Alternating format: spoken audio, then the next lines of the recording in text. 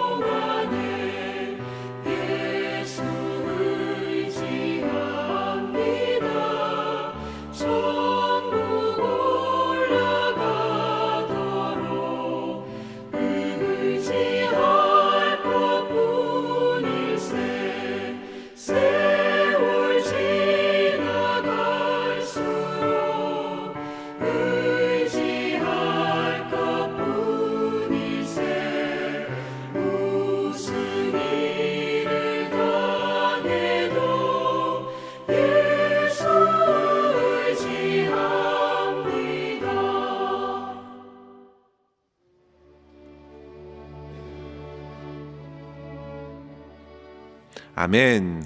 오늘 말씀은 시편 7편 1절에서 17절까지의 말씀입니다.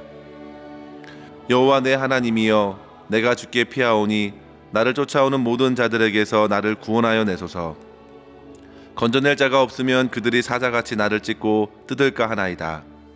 여호와 내 하나님이여, 내가 이런 일을 행하였거나 내 손에 죄악이 있거나 화친한 자를 악으로 갚았거나 내 대적에게서 까닭없이 빼앗았거든 원수가 나의 영혼을 쫓아 잡아 내 생명을 땅에 짓밟게 하고 내 영광을 먼지 속에 살게 하소서. 여호와여, 진노로 일어나사 내 대적들의 노를 막으시며 나를 위하여 깨소서. 주께서 심판을 명령하셨나이다. 민족들의 모임이 주를 두르게 하시고 그 위 높은 자리에 돌아오소서. 여호와께서 만민에게 심판을 행하시오니 여호와여, 나의 의와 나의 성실함을 따라 나를 판단하소서. 악인의 악을 끊고 의인을 세우소서. 의로우신 하나님이 사람의 마음과 양심을 감찰하시나이다. 나의 방패는 마음이 정직한 자를 구원하시는 하나님께 있도다. 하나님은 의로운 재판장이시며 매일 분노하시는 하나님이시로다. 사람이 회개하지 아니하면 그가 그의 칼을 가심이요 그의 활을 이미 당기어 예비하셨도다. 죽일 도구를 또한 예비하심이요 그가 만든 화살은 불화살들이로다. 악인이 죄악을 낳음이요 재앙을 베어 거짓을 낳았도다.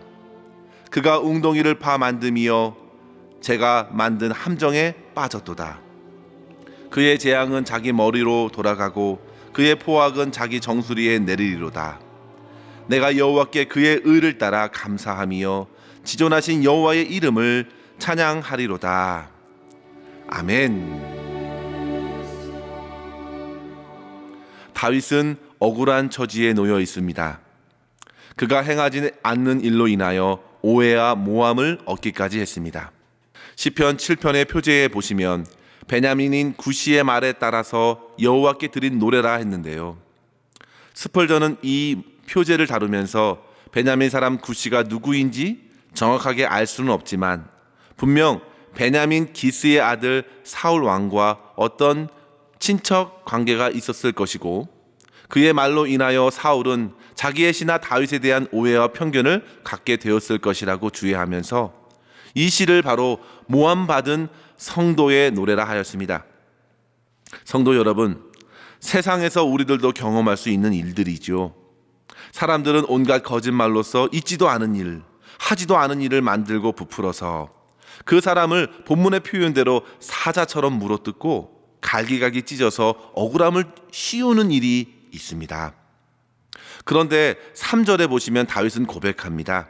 만약 내가 이런 일을 행하였거나 내 손에 죄악이 있거나 화친한 자를 악으로 갚았거나 내 대적에게서 까닭없이 빼앗았거든 원수가 내 생명을 짓밟고 내 영광이 먼지 속에 있게 하시길 하나님께 구하는 것입니다.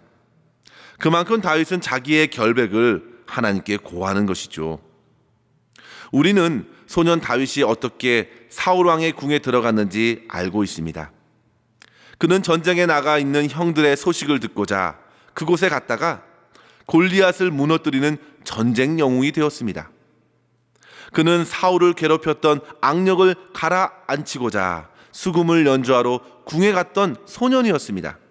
그런 그가 하루아침에 영웅이 되었지만 곧 사울 왕의 시기를 받고 여러 오해를 받게 되었던 것이죠.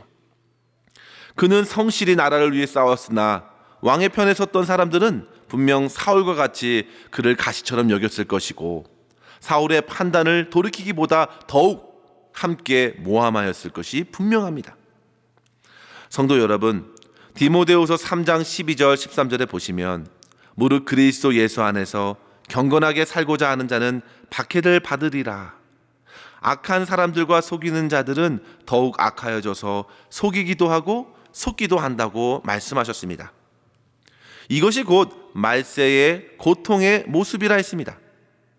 오늘날 저마다 사람들은 자기를 사랑하고 교만하여서 다른 사람들을 얼마나 쉽게 비방하는지요.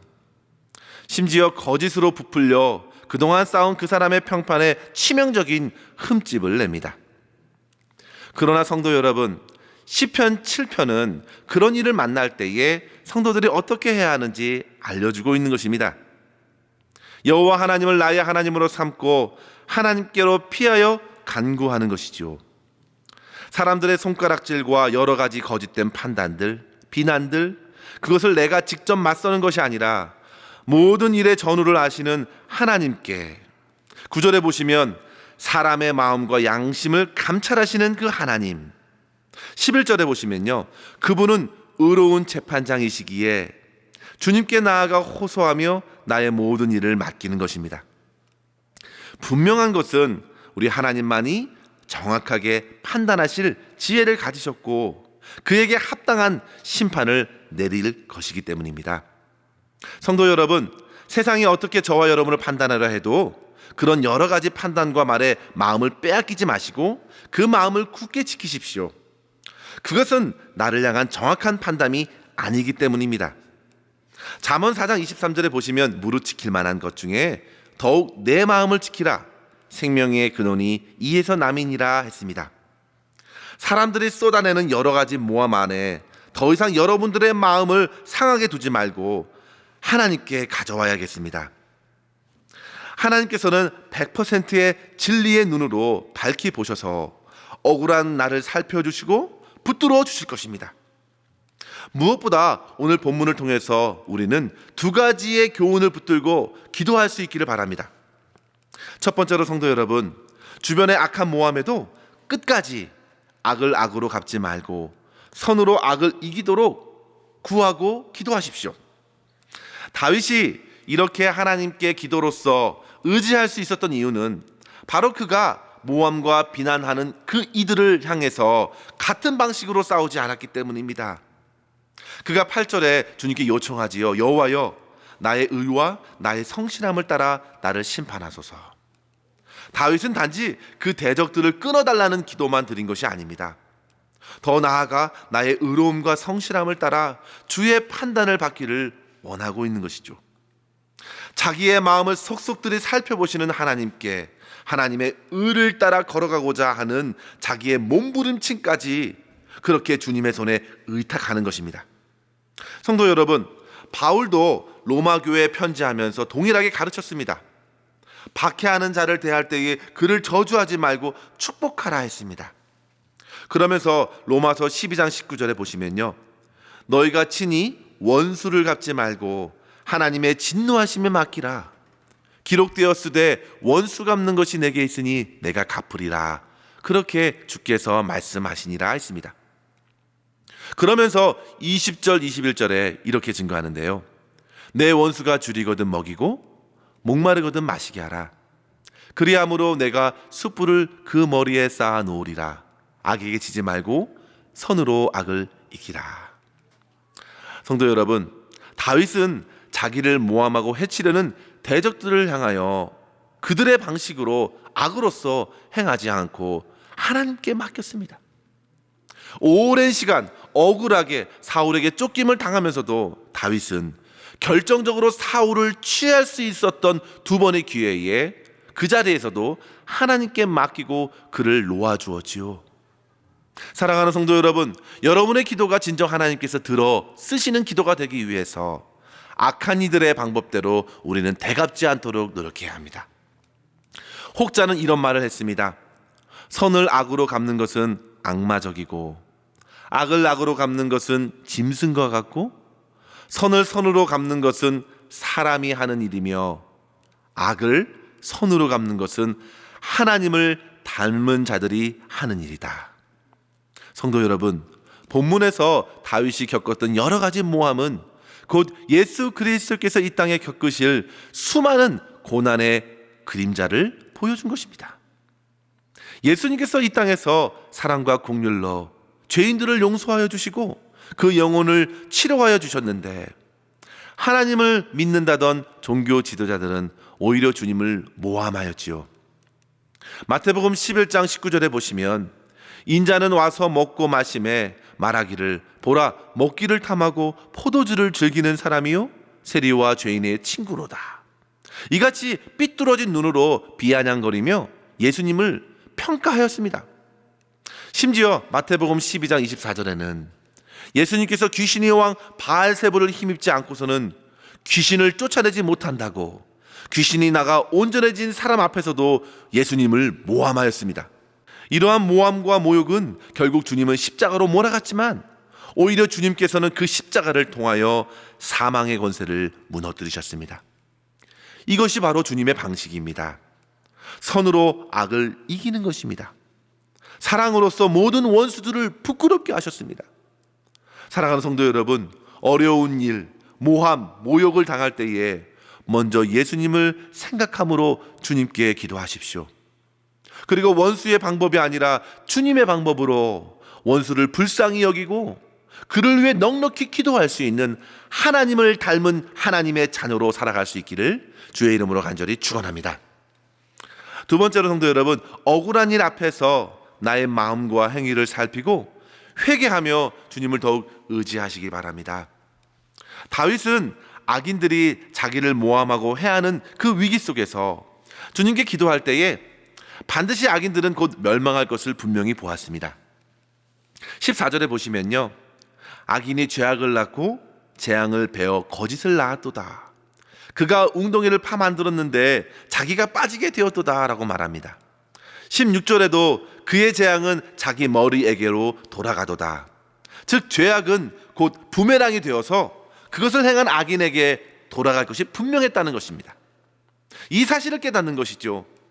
내가 해결할 수 있는 문제가 아니라 의로운 심판자 되신 하나님께서 악이 스스로 비참한 지경에 이르게 될 것이 분명하다는 사실을 바라보게 됩니다. 그렇기 때문에 다윗 또한 자기의 영혼을 돌아보지 않을 수 없었습니다. 사람이 회개하지 아니하면 남겨지는 것은 곧 죽음과 심판뿐이라고 했습니다. 이것은 단지 나를 공격하려는 악인들의 회개뿐만 아니라 나에게도 적용되는 것이죠. 그래서 다윗이 8절에 주님께 고백한 것입니다. 내게 있는 성실함을 따라서 나를 판단하소서. 자기도 자기 자신을 판단할 수가 없습니다. 나의 연약함도 나의 부족함도 우리 주님의 손에 맡기는 것입니다. 팀 켈러 목사님께서도 여러 번 말씀하셨죠. 선한 일을 하면서도 회개해야 한다. 우리는 다른 여러 가지 도움을 주님께 구하면서도 항상 내 영혼 또한 먼저 살피고 회개할 수 있어야겠습니다. 내게는 혹 그와 같은 헛된 판단이 없는지, 다른 이들을 모함하고 편 가르기를 하지는 않았는지, 의로운 길이 아닌 반대편에 서서 또 다른 악으로서 악한 사람들을 대한 것은 없었는지 말입니다. 그렇게 다윗은 회개를 통해 하나님의 진노가 아니라 하나님을 찬양하는 자로 기도하는 것입니다. 나의 의가 아닌 하나님의 의를 따라 감사하고 하나님께 전적으로 신뢰하며 찬양하는 것입니다. 사랑하는 성도 여러분, 앞서 드린 찬양의 고백대로 어려운 일을 당할 때 나의 믿음 적으나 의지하는 내 주를 더욱 의지하며 간구할 수 있는 저와 여러분 될 수 있기를 바랍니다. 주님께서는 반드시 선한 능력을 저와 여러분에게 더하셔서 악을 악으로서가 아니라 주님께서 하신 모습대로 선으로 악을 갚고 그 선하신 주님의 영광을 드러내게 하실 줄 믿습니다. 그리고 더 나아가서 성도 여러분, 내 영혼을 지키고 늘 회개하는 마음으로 주님 앞에 정직하게 서서 우리 주님만 찬양하는 삶을 오늘도 살아갈 수 있기를 주님의 이름으로 간절히 축원합니다. 기도하겠습니다. 하나님 아버지, 오늘도 생명의 말씀을 주셔서 어려운 삶의 상황을 믿음으로 바라보게 하시고 주님께 부르짖을 수 있는 마음을 허락하심에 감사합니다.